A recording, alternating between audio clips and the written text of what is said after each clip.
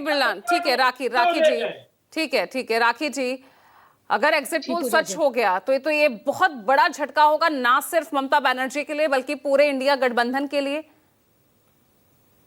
देखिए पूजा जी, मैं पहले बता दूं, 4 मई को पूर्ण बहुमत से ममता दीदी की सरकार बनने जा रही है। केंद्र ने अपनी ताकत का पूर्ण रूप से दुरुपयोग करा, तमाम जो है सेंट्रल एजेंसियों का प्रयोग करा, ईडी, सीबीआई, चुनाव आयोग, तमाम तरीके से अपना जो है अधिकार का दुरुपयोग करते हुए और सामने वालों के अधिकारों का हनन करते हुए केंद्र सरकार ने पूरी ताकत लगाई। लेकिन आज आंकड़े, जमीनी जो बातचीत से पता चल रहे हैं, जो लोगों से विचार विमर्श कर पता चल रहे हैं, वो ये है कि टीएमसी ममता दीदी के नेतृत्व में भारी बहुमत के साथ सरकार बनाने जा रही है और केंद्र सरकार के मुंह पर ये बहुत तेज जोरदार तमाचा होगा कि किस प्रकार से एजेंसियों का दुरुपयोग कर चुनाव आयोग का दुरुपयोग कर लाखों लोगों के वोट काट कर किस प्रकार से तानाशाही का उन्होंने जो एक उदाहरण पेश करा है, ये देश की जनता देख रही है। और सिर्फ देश की जनता नहीं, दुनिया देख रही है कि किस प्रकार से अपने ही देश के अंदर एक राज्य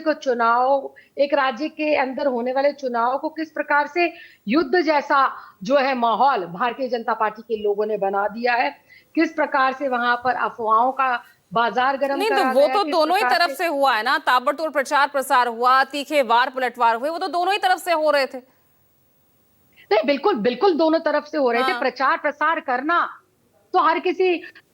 जो है राजनीतिक दल का अधिकार है, लेकिन उस प्रचार प्रसार के अंदर केंद्र में बैठी हुई सरकार अपने अधिकारों का दुरुपयोग करे और राज्य सरकार जो उस वक्त वहां सत्ता में है उनको दबाने का, दबोचने का काम करे, वो बेहद निंदनीय है। कैसे किया ममता बनर्जी तो ढाल बनकर जिस तरह से खड़ी रही, एसआईआर उनको विश्वास नहीं था चुनाव आयोग पर, वो सुप्रीम कोर्ट चली गई। उसके बाद जो एसआईआर की आगे की जो प्रक्रिया है वो सुप्रीम कोर्ट की निगरानी में हुई है, न्यायिक जजेस जो हैं, जुडिशियल अधिकारी हैं, वो लगाए गए। अब वो मामला खत्म हो गया तो ईवीएम में खराबी का मामला उठा दिया गया, जबकि उनको उसके लिए इनवाइट किया गया था। आपके चैनल्स पर ही दिखाया जा रहा है किस प्रकार से जो है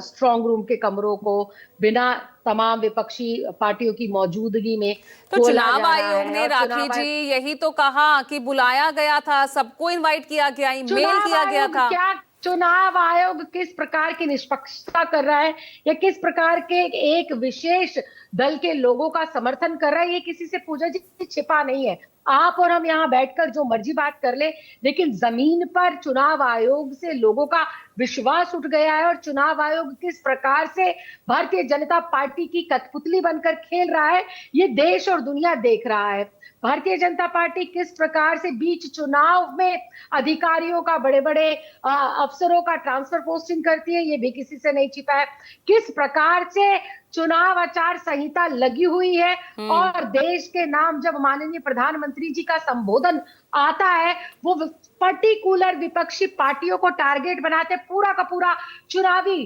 भाषण देते हैं, ये भी किसी से नहीं छुपा। और चुनाव आयोग कोई भी किसी भी प्रकार का सोमोटो एक्शन इस पर नहीं लेता और विपक्षियों की तो सुनता ही नहीं है, ये भी किसी से ये बात नहीं छिपी है। एसआईआर की जहां तक बात कर रहे हैं, एसआईआर में लगभग 27 लाख वोटर्स ऐसे थे जिसमें छोटी छोटी करेक्शन थी, किसी के नाम की स्पेलिंग में दिक्कत थी, किसी के सरनेम के स्पेलिंग में दिक्कत थी, किसी के अल्फाबेटिकली प्रॉब्लम थे, लेकिन उनको भी रिजेक्ट किया गया और लास्ट मोमेंट तक लोग गुहार लगाते रहे, लंबी लंबी कतारें। जो आप कह रही हैं कि जो है, बट ठीक है ना, अगर वो नाम कटे भी तो वोटर टर्नआउट तो कितना यहाँ हाईएस्ट ही रहा अब तक